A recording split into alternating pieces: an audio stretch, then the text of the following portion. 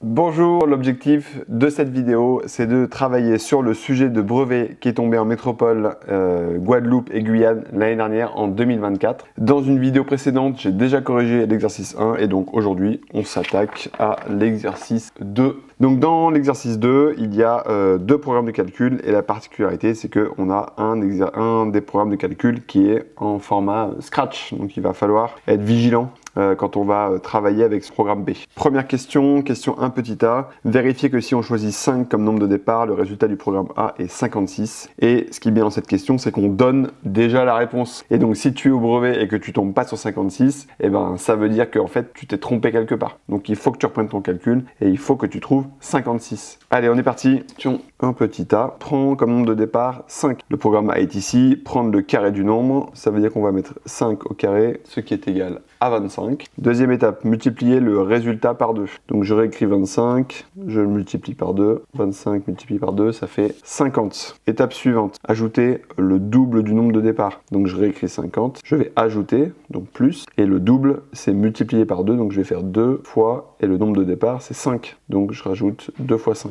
Je calcule, je vais commencer par calculer le produit qui est égal à 10, et ensuite la somme qui est égale à 60. Ensuite, dernière étape, soustraire 4 au résultat, donc je repars avec 60 moins 4 qui donne 56. Et c'était bien 56 qu'il fallait trouver, donc je ne me suis pas trompé. Une petite phrase pour conclure. Allez, question 1 petit b. Quel résultat obtient-on avec le programme B si on choisit -9 comme nombre de départ? On va du coup travailler avec le programme B qui est ici. La particularité, donc, c'est que c'est un programme Scratch. Et donc là, dans les instructions du programme Scratch, il y a des blocs réponses, il y a ici résultat 1, résultat 2, nombre choisi. Et tout ça, c'est des variables. Et donc les variables, c'est des petites boîtes dans lesquelles on va stocker les nombres au fur et à mesure. Et donc, la particularité de ces variables, c'est qu'elles peuvent contenir qu'un seul nombre à la fois. Et donc, ce que j'aime bien expliquer à mes élèves pour travailler et pas se tromper avec ces variables, c'est de faire un petit tableau qui peut être récapitulatif et de mettre les nombres au fur et à mesure dans ce tableau. Donc c'est ce qu'on va faire et on va mettre et on va lister en fait toutes les variables qu'il va y avoir. Voilà, mon petit tableau est prêt et donc on va pouvoir répondre à la question petit b. Donc quel résultat obtient-on avec le programme B si on choisit -9 comme nombre de départ? Donc si on prend -9 comme nombre de départ, ça veut dire que l'utilisateur a rentré -9 et que -9 est stocké dans la variable réponse. Ensuite, mettre nombre choisi à réponse. Ça veut dire que nombre choisi va prendre la valeur qui est stocké dans réponse, donc -9. Mettre résultat 1 à nombre choisi plus 2, c'est-à-dire qu'on va faire -9 plus 2, ce qui fait -7. Et mettre résultat 2 à nombre choisi -1, donc c'est-à-dire nombre choisi -9, -1, ce qui fait -10. Et enfin, dernière instruction, il va multiplier la valeur qui est dans résultat 1 avec la valeur qui est dans résultat 2, ça veut dire qu'il va faire -7 multiplié par -10, et ça donne 70. Voilà pour cette question 1b. Allez, je tourne ma page. On va passer à la question 2. On choisit un nombre quelconque x comme nombre de départ. Donc là, on passe en calcul littéral. Parmi les 3 propositions ci-dessous, recopiez l'expression qui donne le résultat obtenu par le programme B. Et bien, ce qu'on va faire, je pense pour pas se tromper, c'est qu'on va refaire la même méthode que précédemment, juste avec. Donc je vais me refaire un petit tableau. Cette fois, le nombre de départ, c'est x. Résultat 1, c'est nombre choisi plus 2. Donc ça veut dire que ça va être x plus 2.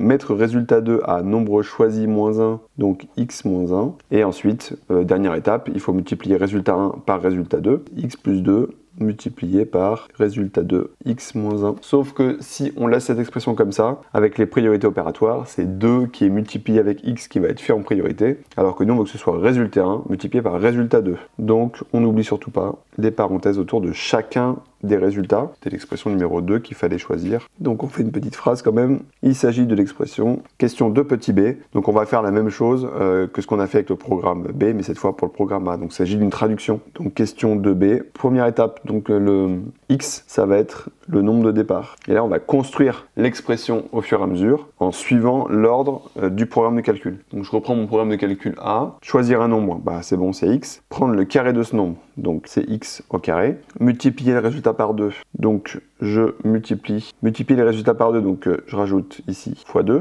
Ajouter le double du nombre de départ, donc ajouter le double du nombre de départ, c'est-à-dire le nombre de départ c'est x. Et enfin, dernière étape du programme de calcul, soustraire 4, donc moins 4. Je laisse pas l'expression comme ça, je vais la simplifier en n'écrivant pas les signes multipliés entre les lettres et les nombres, et en mettant surtout les nombres devant la lettre. Donc ça fait 2x au carré plus 2x moins 4. Et surtout, je vais pas calculer ici 2x au carré et 2x, parce qu'en fait, il y a le fois entre le nombre et la lettre, donc les priorités opératoires m'empêchent d'aller faire 2 plus 2 par exemple, ou 2 moins 4. Et enfin, dernière question, la question 3. Démontrer que, quel que soit le nombre choisi au départ, le résultat du programme A est toujours le double du résultat du programme B. Bon, cette question, clairement, c'est la plus difficile de l'exercice. Il y a des mots qui indiquent quelque chose de très important. Il y a le mot démontrer, il y a le mot quel que soit, et il y a le mot toujours. Ça veut dire qu'on va devoir faire une démonstration, qu'on va devoir utiliser le calcul littéral pour montrer que cette assertion, enfin cette affirmation, elle est vraie pour tous les nombres. Alors peut-être qu'on peut commencer par prendre un ou deux exemples, mais les exemples ne suffiront pas à montrer que cette affirmation, elle est vraie pour tous les nombres. Donc il va falloir faire un travail avec le calcul littéral. On va quand même se prendre un petit exemple, deux exemples numériques, avec des nombres qui sont hyper faciles, avec par exemple x égale 0. Alors si x égale 0 avec le programme A, alors si x égale 0 avec le programme A, et pour calculer rapidement, je vais retourner chercher l'expression du programme A, qui est ici. L'expression du programme A, c'est 2x au carré plus 2x moins 4. Et donc je vais remplacer x par 0, ça va faire 2 fois 0 plus 2 fois 0 moins 4. Et donc ça fait 0 plus 0, c'est égal à moins 4. Et avec le programme B, c'est cette expression-là, avec le produit. Donc ça fait 0 plus 2 fois 0 moins 1. Et ça fait 2 fois moins 1, ça fait moins 2. Et on voit bien ici que moins 4 est le double de moins 2. Donc si je prends moins 2 et que je fais le double, j'obtiens bien moins 4. Donc ça, c'est bien le cas ici. Deuxième exemple, on va prendre x égale 1. On va recommencer, l'expression du programme A, elle est là. Donc ça va faire 2 fois 1 au carré plus 2 fois 1 moins 4. 2 fois 1 au carré, ça fait 2. 2 fois 1, ça fait 2. Moins 4, ça fait 0. Et pour avec le programme B, que l'expression est ici, ça fait 1 plus 2 multiplié par 1 moins 1. Ça fait 3 fois 0. C'est égal à 0. Et donc ici, si je prends 0 que je calcule le double, je retombe bien sur 0. Donc l'affirmation, elle est encore valide ici. Ça, je répète encore une fois, c'est pas suffisant pour réussir la question, puisqu'il faut falloir montrer maintenant que c'est vrai pour tout nombre, mais rien que le fait de faire ça, ça rapporte un peu de points au brevet, surtout si on n'a pas l'idée de comment faire la suite. Mais en tout cas, ça peut être un point de départ pour un peu sentir les choses et voir ce qui se passe. Donc maintenant, on va travailler sur les expressions littérales. Et donc ce que je vais faire pour commencer, c'est que je vais calculer le double du résultat du programme B. Le programme B, c'est cette expression-là, donc c'est-à-dire 2 fois x plus 2 fois x moins 1. Et donc là, je vais appliquer donc sur ce produit-là une propriété que tu dois connaître, qui est la propriété de double distributivité. Et donc ici, je reconnais a plus b fois c plus d. Et comme c'est une propriété que tu connais par cœur, normalement, j'espère, enfin en tout cas, il faut la connaître par cœur, ça, ce produit-là, il va se développer en a fois c plus a fois d, b fois c plus b fois d.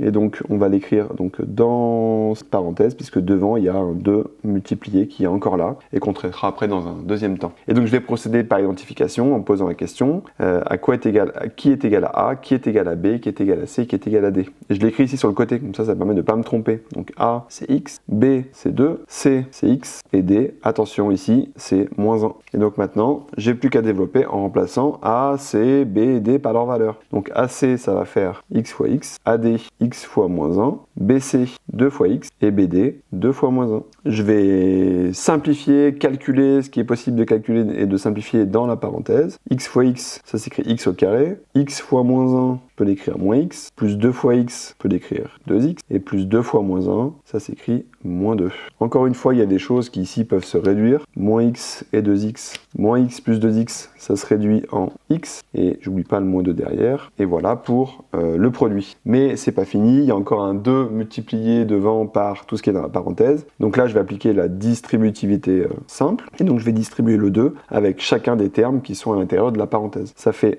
2x au carré plus 2x plus 2 fois moins 2 qui est égal à moins 4. Et donc là, qu'est-ce qu'on observe? On observe que le double du résultat du programme B est égal à cette expression. Et cette expression-là, c'est celle qui est ici. C'est la même qui correspond au résultat du programme A. Enfin, pour terminer, petite phrase de conclusion où on cite la propriété qu'on a utilisée, donc la propriété de double distributivité. On l'a démontré et ensuite on reprend les termes de la question que quel que soit, c'est le mot quel que soit qui est hyper important, le nombre choisi au départ le résultat du programme A toujours le double du résultat du programme B. Cette question n'est pas facile, je te l'avais dit, mais c'est un basique. Et l'avantage, dès que tu vois le mot démontrer, quel que soit le nombre de départ, et qu'on est en calcul littéral, et ben ce sera toujours soit la propriété de distributivité simple, soit la double qu'il faudra utiliser, parce que ce sont les seules propriétés qui te permettent de montrer des résultats en calcul littéral en classe de 3e. Après, elles sont hyper importantes aussi pour le lycée, et donc c'est pour ça qu'il faut bien les connaître par cœur. Voilà pour cet exercice 2 du brevet métropole Guadeloupe-Guyane qui est tombé en 2020. On s'arrête là pour cette vidéo et je te retrouve sur une prochaine vidéo pour corriger notamment l'exercice 3, l'exercice 4 et je pense aussi l'exercice 5, ce qui se fera l'intégralité du sujet. À bientôt!